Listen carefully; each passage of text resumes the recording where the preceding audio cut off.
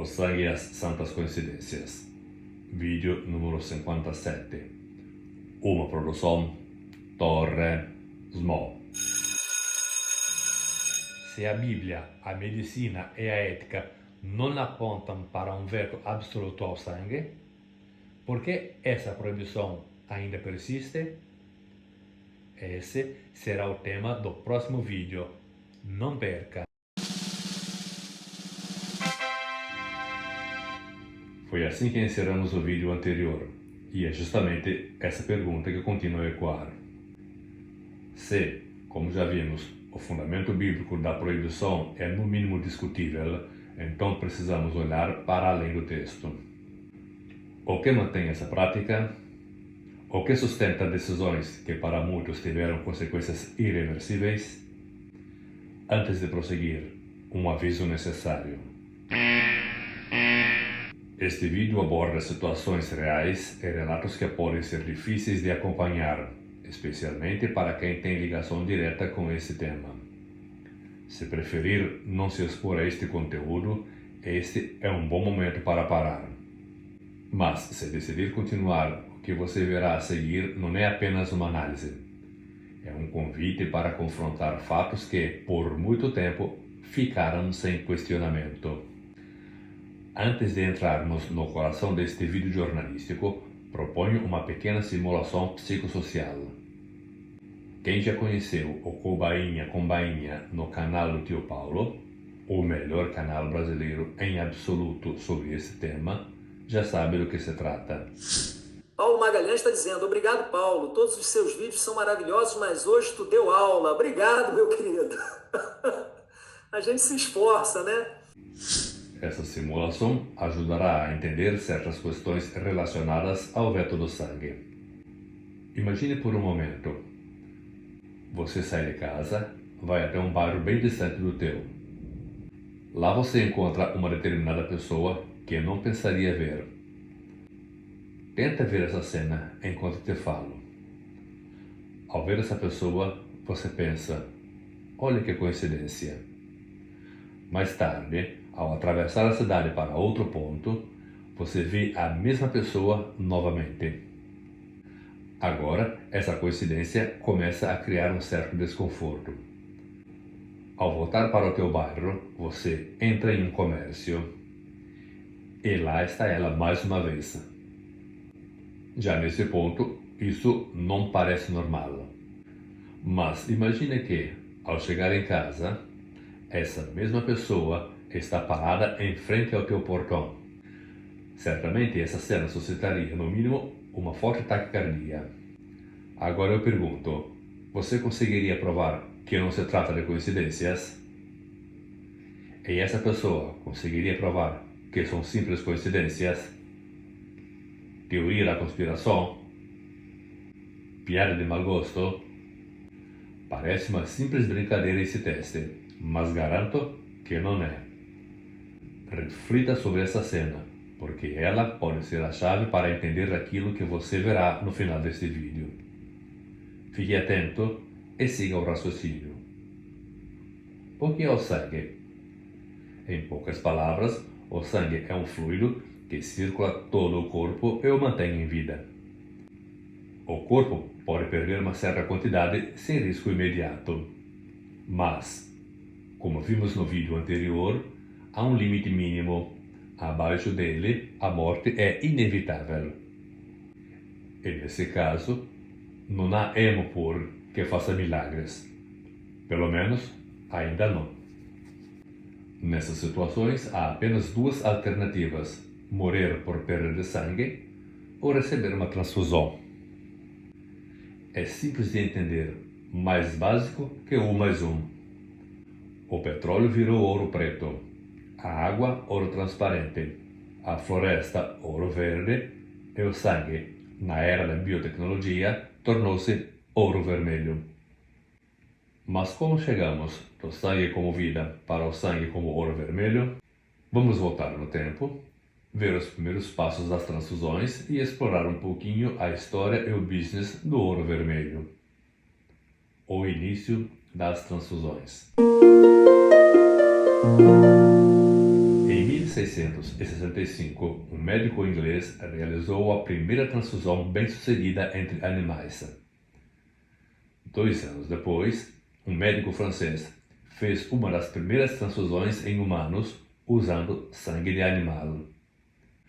No início, alguns casos pareciam bem-sucedidos, e isso foi interpretado como sinal de progresso.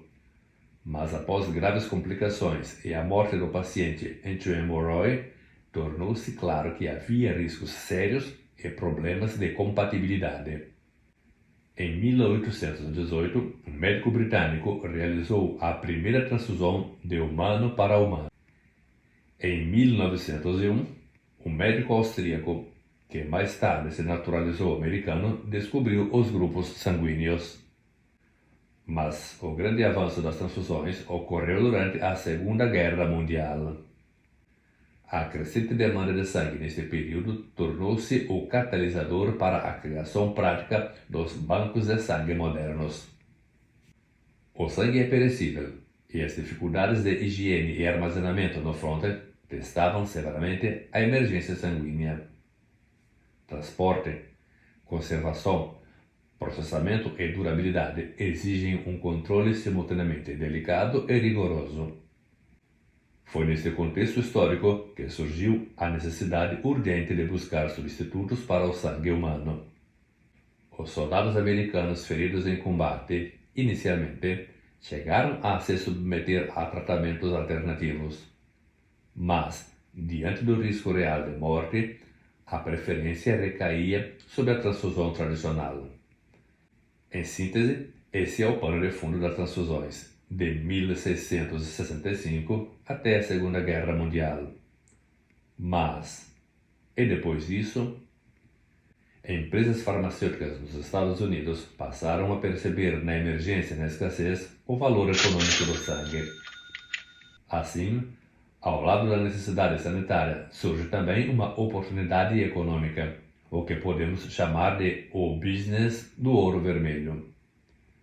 A logística do sangue, seu transporte, conservação, distribuição e curta duração sempre foi e continua sendo um grande desafio. Sem sensacionalismo, mas com a necessária honestidade, é preciso reconhecer que as empresas farmacêuticas detêm essa importante ferramenta da medicina. Resumindo a situação de forma prática, uma parte significativa do sangue doado voluntariamente é destinada a empresas farmacêuticas vinculadas ao serviço público, como por exemplo o SUS no Brasil, para a produção de medicamentos derivados de seus componentes. O Estado brasileiro paga aos laboratórios os medicamentos manipulados dos componentes do sangue e repassa para os hospitais. No Brasil, isso não impacta diretamente o bolso do paciente, mas impacta o Estado. O governo paga aos laboratórios pelos medicamentos produzidos a partir dos componentes do sangue e os distribui aos hospitais. O sangue, que por um lado é a solução, por outro, também pede solução. Para pensar em uma solução prática, é preciso olhar para as suas limitações. O sangue e seus componentes precisam ser conservados em temperaturas específicas, têm um prazo de duração bastante limitado, apresentam riscos de rejeição e problemas de compatibilidade devido aos diferentes fatores sanguíneos, além de envolverem altos custos de coleta, manipulação, conservação e transporte. Foi nesse contexto que surgiu a necessidade de tentar criar o sangue artificial. Triste dizer isso, mas a saúde também é business. Um exemplo claro disso são os vários planos de saúde que existem ao redor do mundo e as dezenas de estruturas privadas de saúde. E é aqui que entramos na primeira parte mais delicada deste vídeo. Para que um remédio possa receber a aprovação da Organização Mundial da Saúde e da Anvisa, no caso brasileiro, são necessários muitos anos de pesquisa. E você me ensina que pesquisa se faz testando. Em poucas palavras, o desenvolvimento de um novo medicamento é um processo rigoroso e complexo. Antes de serem comercializados, Os produtos passam por 3 grandes etapas: testes em laboratório, testes em animais, testes em humanos. Cada uma dessas etapas possui múltiplas fases internas e critérios específicos. Vamos nos concentrar só na terceira etapa, os testes em humanos. Somente após superar as etapas laboratoriais e em animais é permitido iniciar testes em humano. Nessa fase são analisados fatores como a eficácia, por exemplo, se o substituto realmente entrega oxigênio aos tecidos, o tempo de permanência no organismo, possíveis efeitos colaterais e a definição de uma dose segura. A seleção dos participantes segue critérios rigorosos. A faixa etária e o estado de saúde são definidos de acordo com os objetivos do estudo. Além disso, existem critérios de exclusão importantes. Pessoas com doenças cardíacas ou renais, gestantes, usuários de determinados medicamentos ou com histórico de reações graves, geralmente não são incluídos. Os testes em humano também ocorrem em fases, inicialmente com poucos voluntários saudáveis e posteriormente com pacientes que realmente necessitam do tratamento. Antes de participar, a pessoa recebe todas as informações sobre os riscos possíveis, benefícios e alternativas disponíveis. O participante deve assinar um documento declarando que compreendeu essas informações e que aceita participar voluntariamente. Além disso, é informado de que pode desistir a qualquer momento, sem qualquer prejuízo. Nenhum estudo pode ser iniciado sem a aprovação de um comitê independente, como um comitê de ética em pesquisa, ou equivalente internacional. Esses comitês avaliam se os riscos são justificáveis, se os participantes estão devidamente protegidos e se o estudo é realmente necessário. Durante o estudo, os participantes são acompanhados de perto por profissionais de saúde. Todos os efeitos adversos são registrados e o estudo pode ser interrompido imediatamente caso surjam riscos inesperados. Por fim, os participantes são selecionados com base em critérios científicos bem definidos, sendo excluídas pessoas que apresentam condições que possam aumentar os riscos. Esse conjunto de etapas e exigências demonstra o nível de rigor envolvido no desenvolvimento de novos tratamentos, especialmente na fase de testes em humanos, onde a segurança e a ética são prioridades absolutas. A burocracia, o rigor ético e científico, além do tempo necessário para estudos e experimentações, são obstáculos inevitáveis. No entanto, a empresa que conseguir desenvolver um substituto do sangue com longa duração, facilidade de transporte e de manuseio, não apenas resolverá um enorme problema sanitário, descobrirá na prática uma verdadeira galinha dos ovos de ouro. Imagine uma solução que não dependa de baixas temperaturas para a conservação e que não tenha uma duração tão limitada quanto o sangue tradicional. Isso representaria um salto significativo na área da saúde. Se economizará rios de dinheiro e esforços e se ganhará outros rios de dinheiro. Agora, entramos na segunda parte mais delicada deste vídeo. As notícias jornalísticas que serão apresentadas poderão afetar a tua sensibilidade. Tem certeza de que quer continuar a se informar sobre esta matéria neste vídeo? Se você chegou até aqui e deseja prosseguir, saiba que as próximas informações são mais sensíveis e podem ser ainda mais difíceis de assimilar. Antes de te mostrar um pouco do lado do business do ouro vermelho, vou deixar uma síntese do que pelo menos em 3 países, Brasil, Itália e Estados Unidos, se movimenta no ano no mercado do sangue. Você sabia que os Estados Unidos dominam o mercado global desse mercado? Os Estados Unidos têm papel dominante no mercado global de plasma para fracionamento Estima-se que cerca de 60 a 70% do plasma utilizado na produção industrial de hemoderivados seja coletada no país. Como resultado, uma parcela significativa do plasma processado globalmente passa, direta ou indiretamente, pelos Estados Unidos. O setor de sangue e hemoderivados movimenta nos Estados Unidos algo entre 20 e 40 bilhões de dólares por ano, dependendo do escopo considerado. Na Itália, o mercado é estimado em cerca de 650 a 700 milhões de euros por ano. No Brasil, gira em torno de 3 a 3,5 bilhões de reais por ano. Grande parte do plasma utilizado globalmente passa, direta ou indiretamente, pelos Estados Unidos. Esses valores incluem, em geral, coleta, processamento e produção de derivados do sangue, podendo variar conforme a metodologia utilizada. É normal que a população, de modo geral, não tenha noção dessas informações e talvez essa notícia tenha te pegado desprevenido.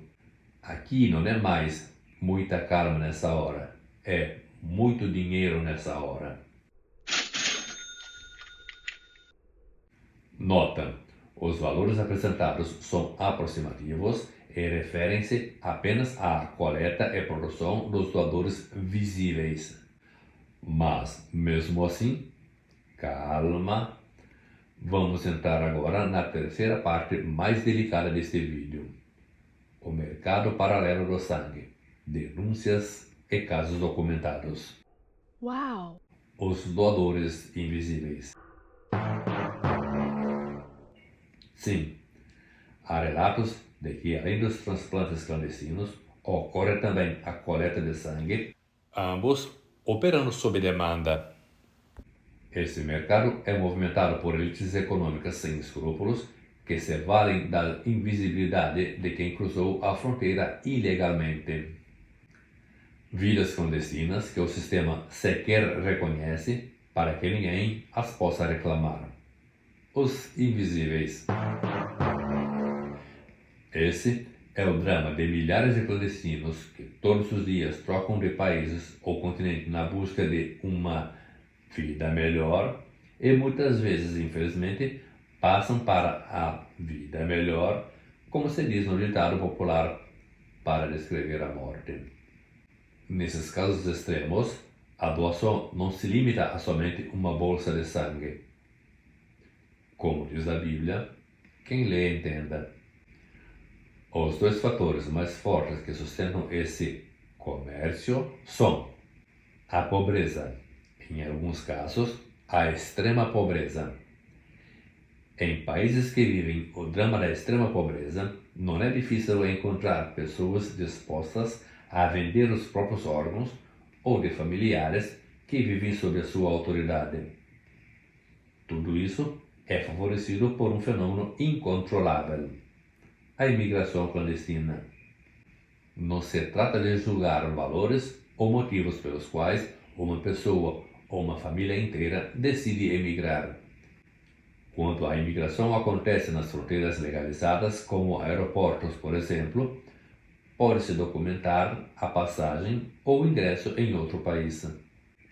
Quando a chegada a outro país ocorre por meio do fluxo migratório clandestino, não há como documentar a presença e a identidade em solo estrangeiro. Muitas vezes, ao chegarem no país de destino, os imigrantes clandestinos são levados para centros de triagem onde fazem exames do estado de saúde antes de adotarem as medidas cabíveis por lei. Expulsão, repatriação, asilo ou redirecionamento para outro país do continente. Continue assistindo. O que vem a seguir pode ser difícil, mas necessário para entender uma realidade que não podemos ignorar fingindo que não exista.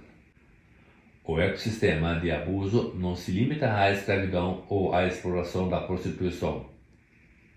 É um sistema asqueroso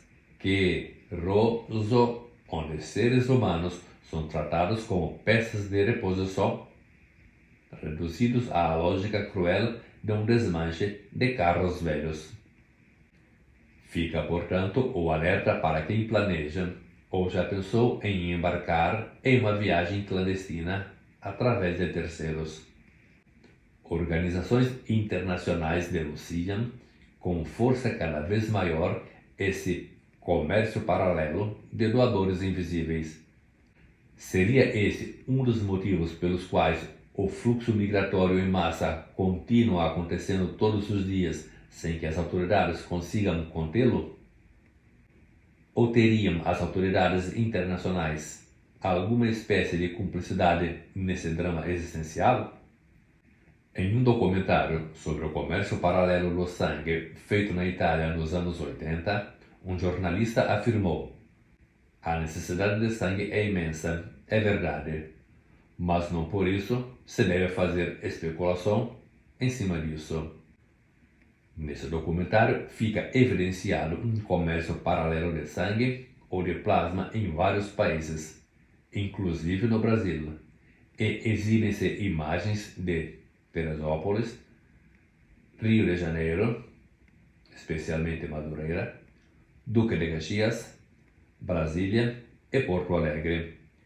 Essas cidades foram palco de coletas e comercialização do sangue e seus derivados. Foi exatamente nesse período que ocorreu o maior escândalo sanitário mundial em casos de sangue infectado. Nessa época, não existia o rigor que existe hoje. A ciência fez muito progresso, descobrindo técnicas para identificar pessoas com patologias que as colocam como não idôneas para doar o sangue. Esse grande salto na prevenção fez com que doenças transmitidas por sangue fossem levadas a níveis próximos de 0% de transmissão. Mas, por honestidade, é importante reconhecer que nada neste mundo é 100%. De lá para cá, as coisas mudaram. Ou talvez nem tanto.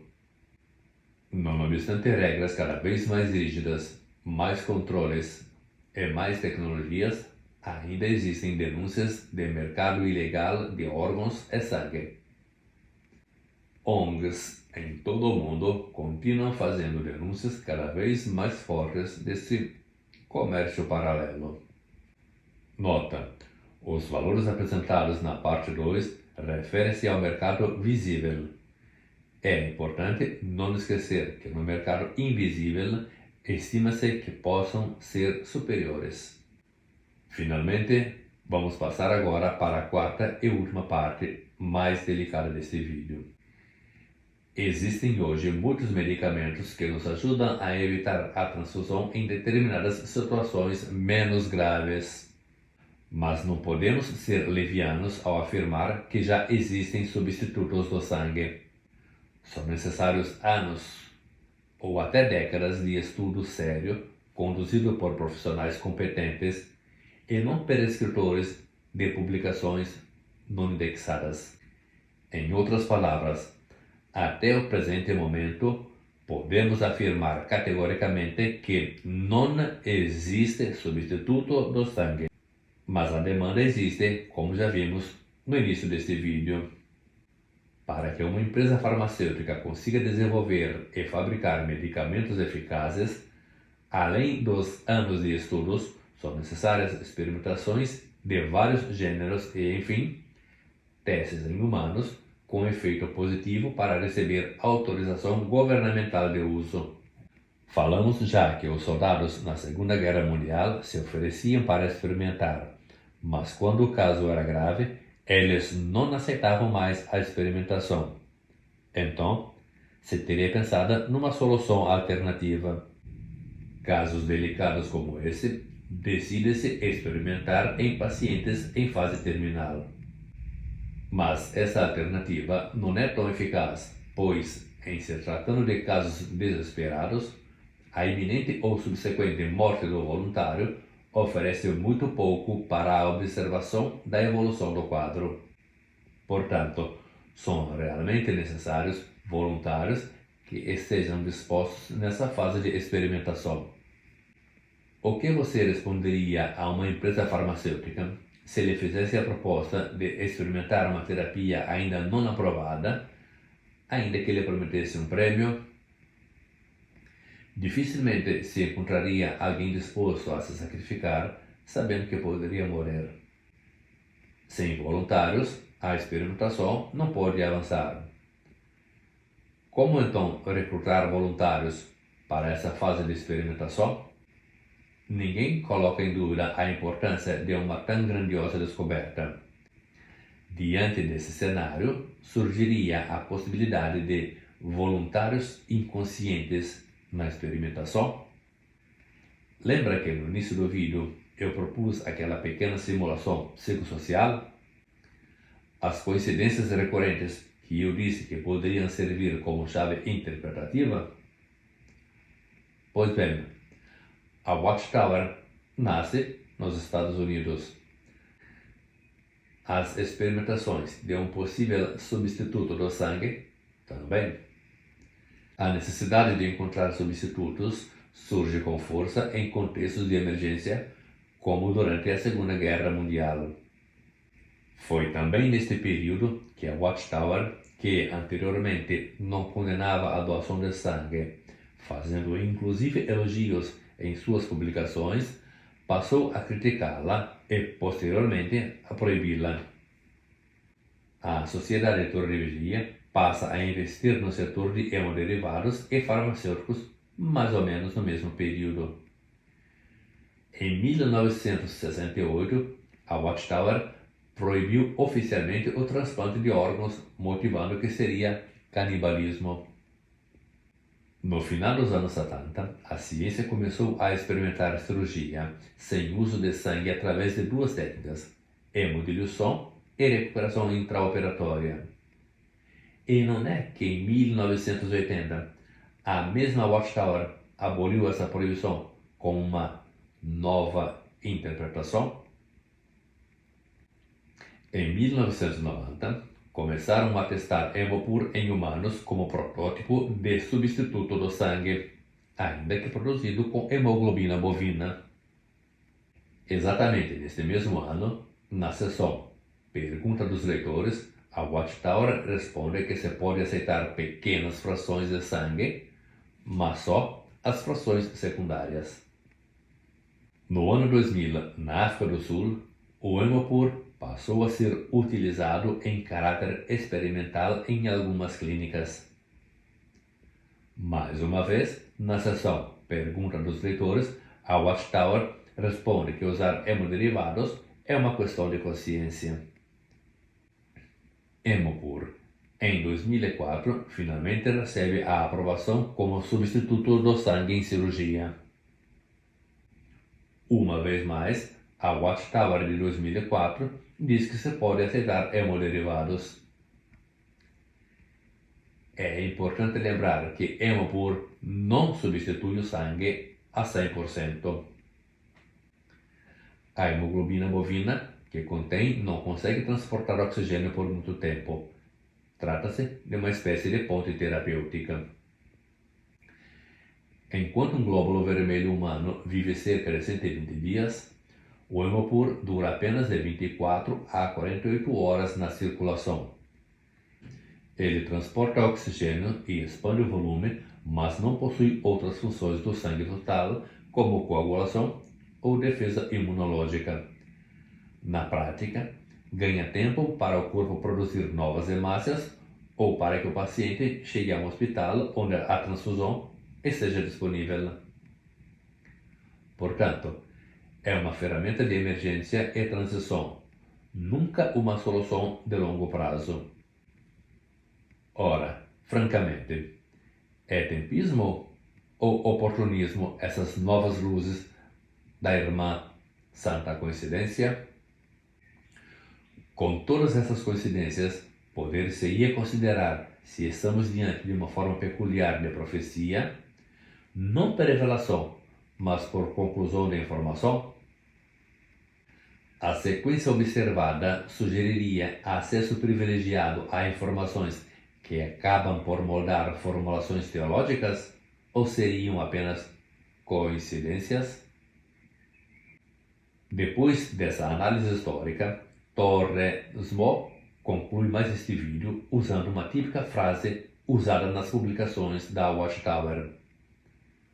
O que você fará daqui para frente com essas informações será uma questão de consciência treinada pela Bíblia. Apesar de a Bíblia não ter nada a ver com essa história. Diante de tudo isso, fica a questão: estaríamos diante de um princípio essencialmente espiritual ou de um posicionamento que dialoga também com interesses em contextos mais amplos? Depois de mais de 80 anos de proibição da transfusão de sangue, a Watchtower abriu uma janela para a transfusão autóloga.